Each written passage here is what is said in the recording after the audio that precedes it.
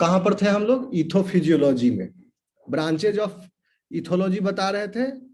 First branch जो हम लोग डिस्कस किए, eco ethology. Now the second branch is ethophysiology, sometimes we call this as behavioural physiology, behavior physiology. So when we study, or this is the branch of ethology that deals with the physiological basis behind the animal behavior. In this branch of science, we study about the physiological basis behind the why this particular type of animal behavior is, why animal is showing this particular type of behavior, what is the physiology behind this. Okay, so for example, in a particular month, in non in breeding, in breeders, बताए थे, developmental biology में पढ़े होंगे, seasonal breeders होते हैं, non seasonal breeders होते हैं। Breed seasonal breeders like dog, cats, उसमें पर्टिकुलर मंथ में hormones are at the peak, so they exhibit sexual behavior in that period of time. Okay, so in that period of time, so this is the physiology behind that. So in that period of time, the sex hormone is maximum or at peak during that time. So the animal is showing that particular type of behavior. So this is the physiology behind that particular behavior. So this will come under ethophysiology. For example, we get scared and our heartbeat increases, okay, because of adrenaline. So this is the physiology behind the heartbeat increase. This kind of mechanism comes under ethophysiology. There are two branches of ethophysiology. और ethophysiology का भी दो branch और है। पहला branch है न्यूरोइथोलॉजी, जिसमें हम, और दूसरा है इथो एंडोक्राइनोलॉजी। इन दोनों में आप कंफ्यूज मत होना। न्यूरो इथोलॉजी टर्म को आप याद रखो। इथोलॉजी टर्म जो डायगोनली है, न्यूरो इथोलॉजी में इथोलॉजी जो है बाद में है एज ए सफिक्स, और इथो एंडोक्राइनोलॉजी में इथो जो है पहले है एज प्रीफिक्स। तो ऐसे डायगोनली याद रख लोगे तो याद हो जाएगा। इथो यहाँ लगा देना, इसमें लास्ट में लगा देना। तो जिसमें लास्ट में रहेगा उसमें पहले न्यूरो आ जाएगा, जिसमें पहले इथो बाद में एंडो आ जाएगा। तो पहला ब्रांच जो है इथोफिजियोलॉजी का, that is neuro ethology, and this branch deals with the sensory processes and central nervous system that controls the animal behaviour. So behind the animal behavior also there is a role of central nervous system. So in this branch of science, we study the role of central nervous system and the sensory processes in controlling animal behavior. And the second division of ethophysiology is ethoendocrinology. Hormones also controls the behavior. So this branch deals with the hormonal basis behind the animal behavior. For example, during the onset of puberty, we get attracted towards the opposite sex. Okay, नया नया जवान हुआ है तो वह विपरीत लिंग के प्रति आकर्षित होगा. Okay, so this is because of the hormones. Puberty में हार्मोन आना शुरू हो गया उसका, तो अब उसमें अट्रैक्शन होने लगा, वो अट्रैक्ट होने लगेगा. लेकिन अब ये तो ग्लोबल फेनोमेना है, जितना भी एनिमल है वो सब प्यूबर्टी अटेंड करेगा तो वो सेक्स हार्मोन्स प्रोड्यूस करेगा, जिसकी वजह से that animal will be attracted towards the opposite sex. This is the global phenomenon. This is happening in all animals. But suppose that animal is having the choice of mating. Suppose 5 males are there and the female is one. Then what will happen? The female will choose the better one. Okay, so this is the neuronal basis. जैसे किसी लड़की का रिश्ता आया, किसी ना किसी से तो शादी होगा ही उसका, किसी लड़के से ही. अब लेकिन कौन सा लड़का चुनाएगा वो तो उसका फोटो और बायोडाटा देखने के बाद ही होगा। तो पहला तो रिक्वायरमेंट है कि हाँ वो लड़का होना चाहिए, that is must. So this is the endocrinology. इस तरह से एनिमल का बिहेवियर, यानी सेक्स हार्मोन तो सारे एनिमल प्रोड्यूस करेंगे ही, बट उसमें भी अगर द चॉइस लगाना हो बेटर वन का, तो न्यूरोनल बेसिस भी आ गया, दोनों का कंबाइन कर लिया, न्यूरोइथोलॉजी और एंडोक्राइनोलॉजी, दोनों से डिसाइड हो रहा है अब final behaviour of the animal. अगर चॉइस आ गया तो अब वो चूज करेगा, दिमाग लगाएगा, किसका फिजिक्स अच्छा है, किसका स्टाउट अच्छा है, कौन अच्छा दे सकता है, ये सब चॉइस करेगा वो, and then female will select the better one. Ethogenetics. When we study the genetical basis behind the animal behavior, then this will come under ethogenetics. Suppose if I ask you a question, why girls talk more than the boys? In general, why females talk more than, why females have better communication skill than the males? Then there is a genetics behind this. Okay, so this, the answer of this question will come under ethogenetics. तो आप कहोगे कि लगता है sir ethology और psychology जो है कुछ मिलता जुलता है, इथोलॉजी में भी बिहेवियर पढ़ रहा है, साइकोलॉजी में भी बिहेवियर ही देखते हैं, उसका क्या साइकोलॉजी है, behaviour, mental state, but there is a difference. Ethology is a wider discipline compared to psychology. Okay, because in psychology we deal with an individual or a small group of organisms. Psychology ward होता है hospital में जहां पर हम कुछ patients होते हैं, या एक ग्रुप ऑफ पेशेंट है साइकोलॉजी वार्ड में, हजारों नहीं होगा, सैकड़ों भी नहीं होता है, कुछ दहाई पेशेंट्स होते हैं।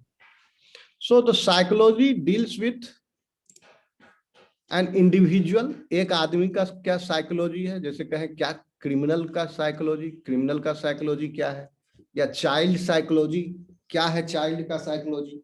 तो किसी एक पर्टिकुलर इंडिविजुअल का या एक group of, small group of individuals का जब हम बिहेवियर देखते हैं on the basis of their, because their mental state, then we study this under as psychology, while ethology starts with an individual and considers it at large scale. Okay, एक individual का behaviour जो है large scale पर, पूरा उसका surrounding, ecology के साथ, physiology के साथ, सेंट्रल नर्वस सिस्टम के साथ, जेनेटिक्स के साथ, so it is a large scale of behavioural study, ethology. So ethology is a larger branch of science than the psychology.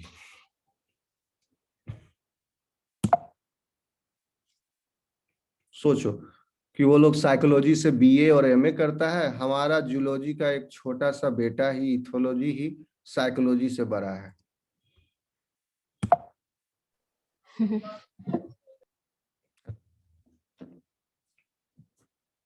So the major differences between ethology and psychology.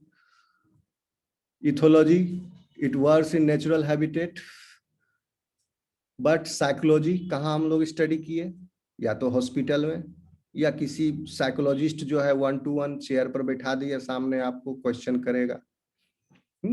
So in a small setup, and this is under a natural setup. So studies almost all of the behavior. Okay, all types of behavior are studied under the ethology, but under this studies only a few experimental animals.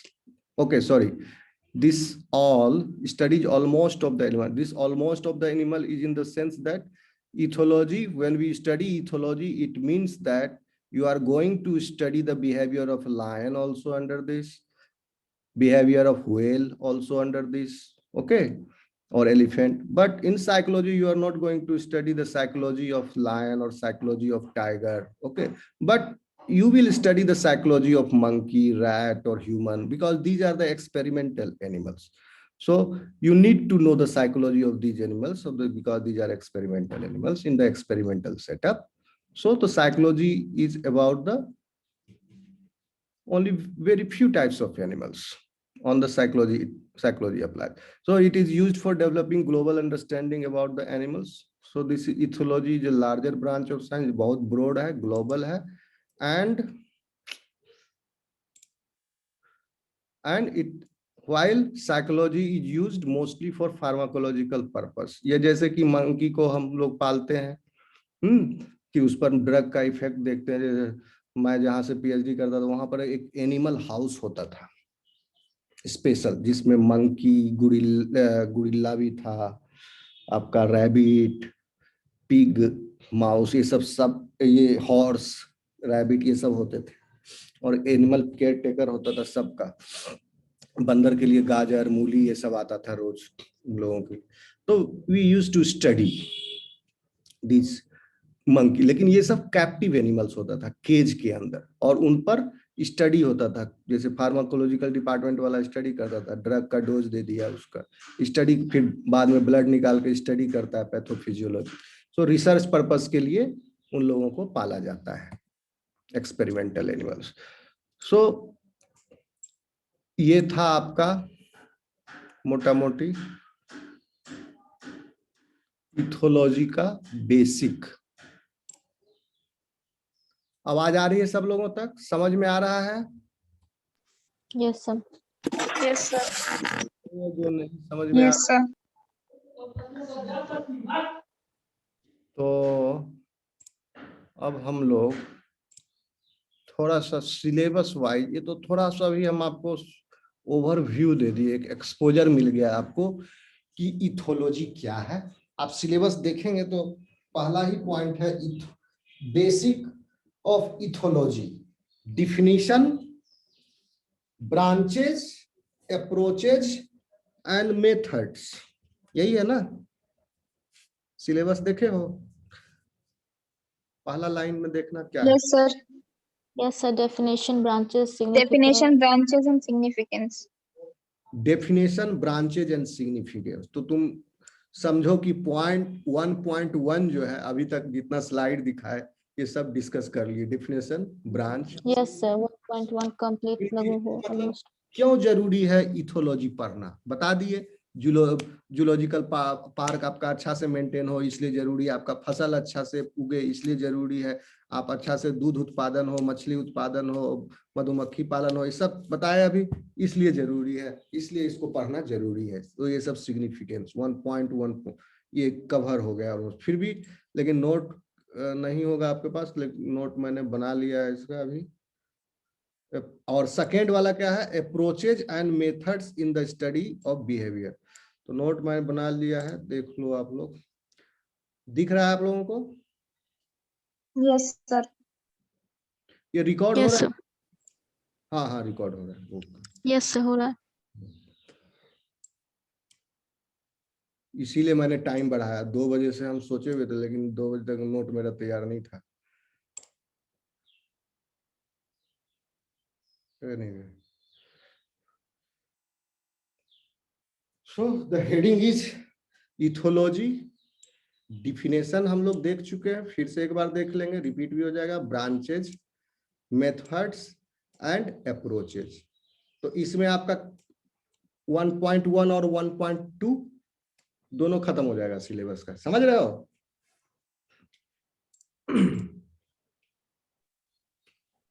सो क्या है definition ethology का? हाँ श्रेया, कुछ कहना चाहते हैं? No sir. No sir. वो mistake से हो गई. अच्छा कोई बात नहीं. ये मिटता कैसे है? रेजर है सर. अच्छा कोई बात नहीं, हमको नहीं आता मिटने. कहाँ से मिटता है? छोड़ो, चलो आगे बढ़ते हैं. Definition of ethology. तो ये सब तुम लोग पढ़ लेना, एक कहानी जैसा है. Okay. So basically the main point is, अगर एग्जाम में लिखना पड़ा तो क्या लिखोगे? The branch of biology that deals with the study of animal behavior is called ethology. Okay, so the word ethology is derived from Greek word ethos, meaning habit or character, and logos means study. So this is the science where we study the habit or character. Means उसका habit क्या है और गुण क्या, मतलब कि व्यवहार क्या है, कहने का मतलब. The term ethology was introduced by, बता चुके हैं, निको टिनबर्गन 1950 में. इथोलॉजी का जनक इसे ही कहा जाएगा, Niko Tinbergen. Ethology is defined as the systematic and scientific study of the behaviour of animal. ठीक है, इंक्लूडिंग ह्यूमन, ह्यूमन भी एनिमल है, including human, under natural condition. Okay, so genetics, developmental biology, anatomy, physiology, endocrinology, neurobiology, evolution, learning and social theory are all combined into one grand subject, which is animal behavior. Because animal behavior is governed by the genetics of that individual, developmental biology of that animal, means whether that animal has developed as a female or male, or hermaphrodite or transgender. Okay, so that the developmental biology of that person, anatomy of that person. Suppose that person is lacking one kidney, or if a liver is a part of liver is damaged, so that person will not be fit to survive. Okay, for any anatomical unfavorable change that will make that individual unfit for the survival. Physiological, physiology bhi aa gaya. What is the physiology behind the breeding? Okay, so physiology also is governing the aapka animal behavior. Endocrinology is also governing the behavior. Hormones are governing behavior. Nervous system is governing the behavior. Even the evolution is governing the behavior.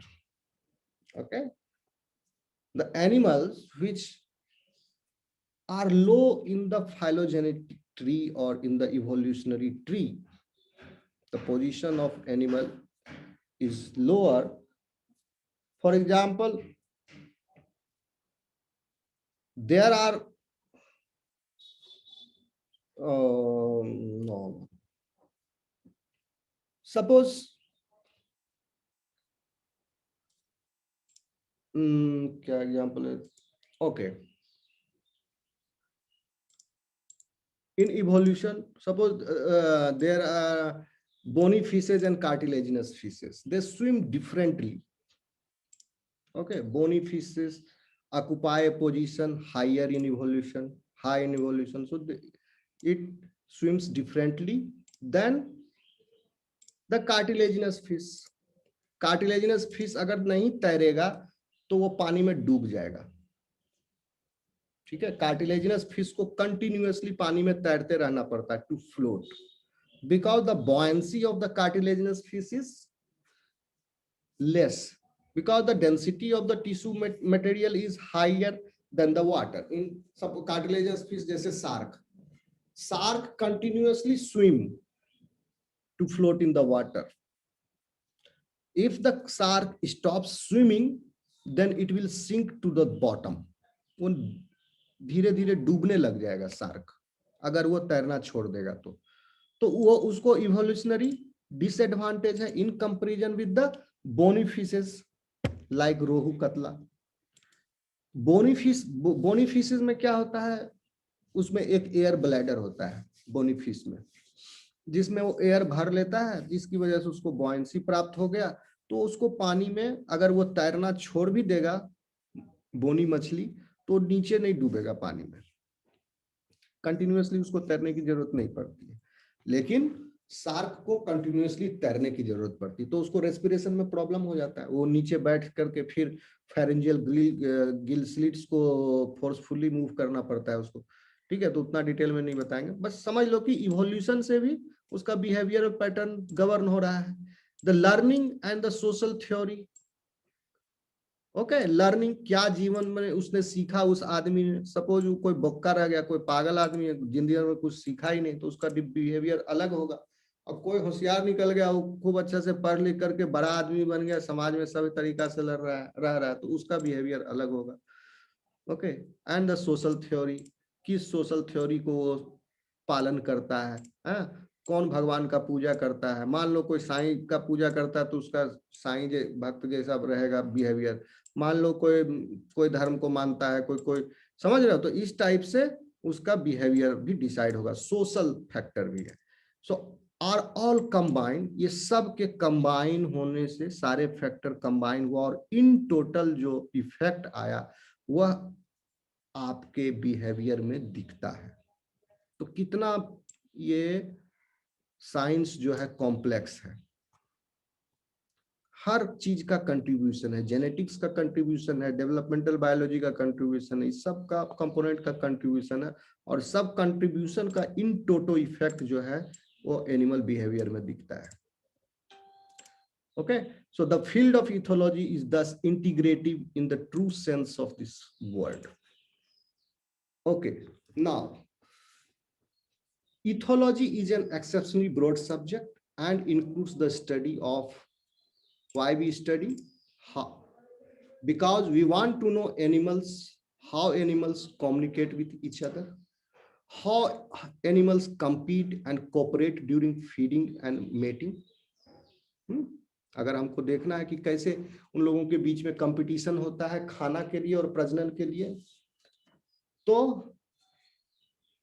हम study करेंगे behaviour उसका।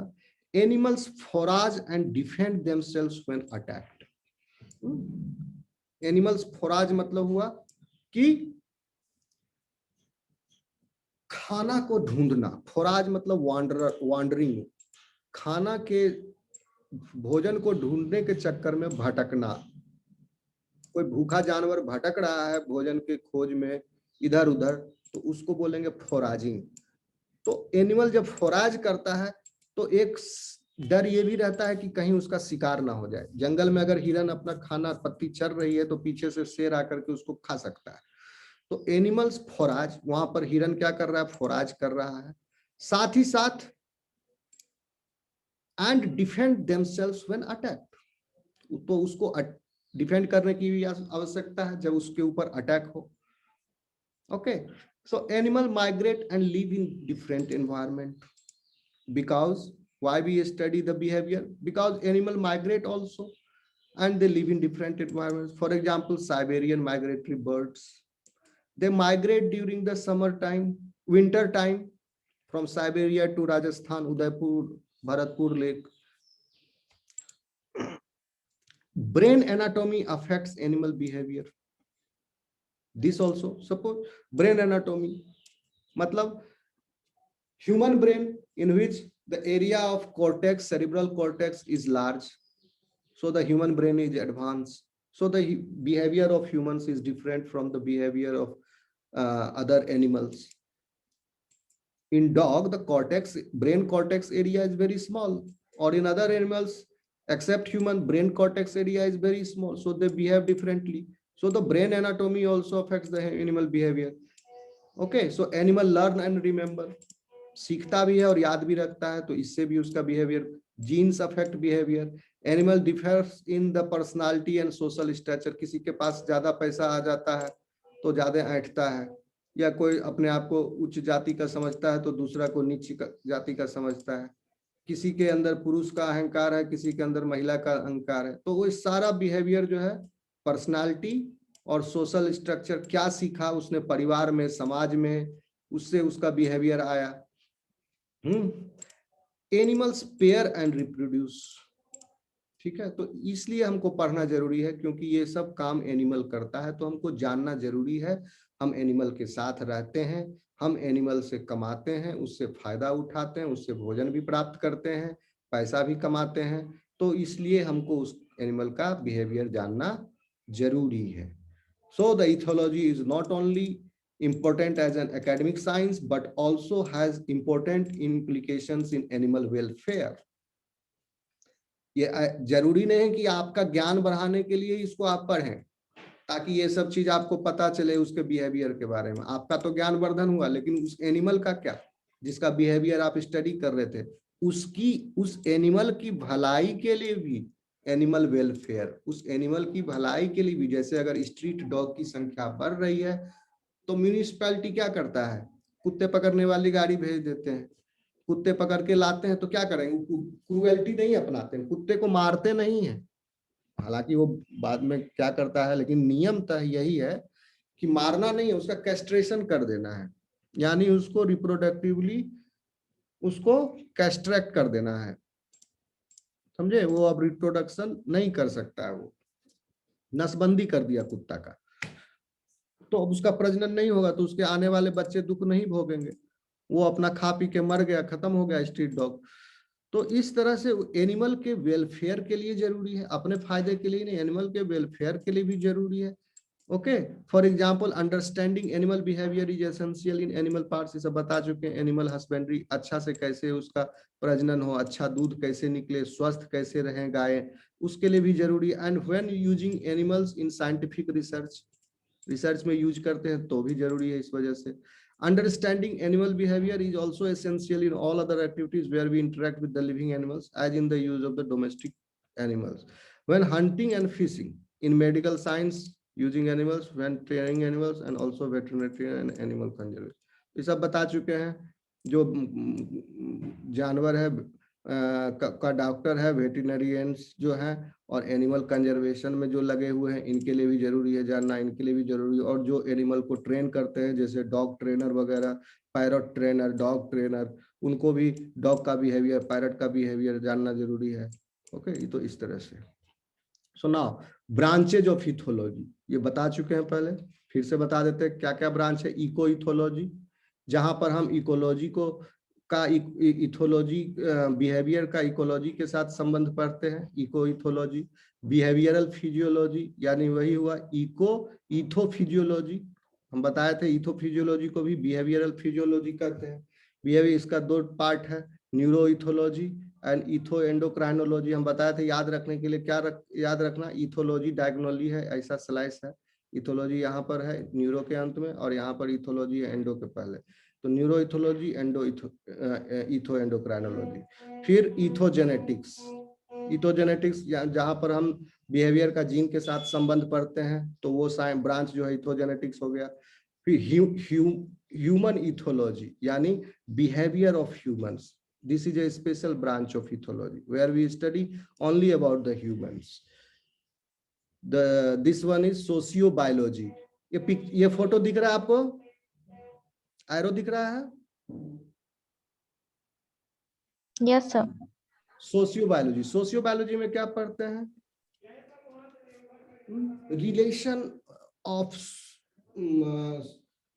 Social bonding.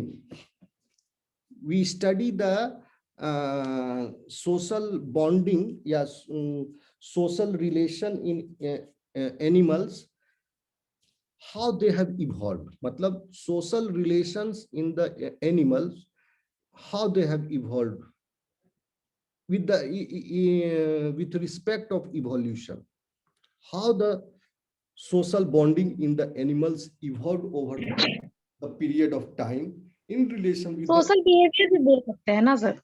social behavior of animals evolved, okay, over period of time. Suppose in lower animals, okay, there is a different social behavior, okay, but in higher animals there is different type of social behavior. So in relation with the evolution, we study the in this branch sociobiology में। बायोएकोस्टिक्स, बायोएकोस्टिक्स क्या होता है? बायोएकोस्टिक्स में we study about the production of sound, okay, production, आवाज कैसे निकालते, जैसे चिड़िया कैसे चहचहा रही है। बच्चों को तुम लोग सिखाते हो ना, छोटे छोटे बच्चों को, बेटा हाथी कैसे बोलता है, गधा कैसे, घोड़ा कैसे बोलता है, बोल के दिखाओ, ऐसे करते हो ना। तो वैसे हुआ, मतलब अब हम इसमें पढ़ेंगे कि कुत्ता कैसे बोलता है। अब कुत्ता बोलता है तो भौं भौं कर रहा है, लेकिन वो एक पर्टिकुलर पैटर्न है उसका भौं भौं करने का, लेकिन उस भौं भौं में भी बहुत सारा स्टाइल है। जब वो खुश होकर भौं भौं करेगा तो कैसे करेगा, रात में कुत्ता रोता है, कै कर रहा है बहुत देर से, है ना, वो रात में ही करता है, दिन में नहीं करता है, ठीक है। तो क्यों कर रहा है, उसका क्या मतलब है? तो इसका मतलब Yes. बायोकॉस्टिक्स में हम क्या पढ़े, production of sound, different animals जो है साउंड को कैसे प्रोड्यूस करते हैं और उसको डिस्पर्स कैसे करते हैं और उसको रिसीव कैसे करते हैं, यानी उसका क्या मतलब हो गया। अब कुत्ता रात में कान रहा है तो दूर बैठा हुआ कोई दूसरा उसका डॉग पार्टनर सुनेगा तो उसका मतलब निकालेगा दिमाग में कि उसके साथ कुछ हो रहा होगा, ये तो उसी का दिमाग जाने कि वो क्या निकाला मतलब, है ना। तो हम उसको स्टडी करेंगे, पता लगाएंगे, पढ़ने का कोशिश करेंगे कि वो क्या बोल रहा है भैया और ये क्या समझ रहा है। Okay, so like this. अब पैरट को भी देखते हो, वो नकल करता है, तो कैसे नकल करता है, क्या इसके पीछे का साइंस है। तो बायोकॉस्टिक्स में हम ये सब साउंड से रिलेटेड जो बिहेवियर है वो सब पढ़ते हैं। ओके, सो इसके बाद हम लोग अब आएंगे, ये यहां तक आपका जो है 1.1 खत्म हो गया टॉपिक। अब अभी जो है नेक्स्ट क्लास में हम लोग इथोलॉजी को पढ़ने का क्या अप्रोच लगाएंगे वो पढ़ेंगे और Methods.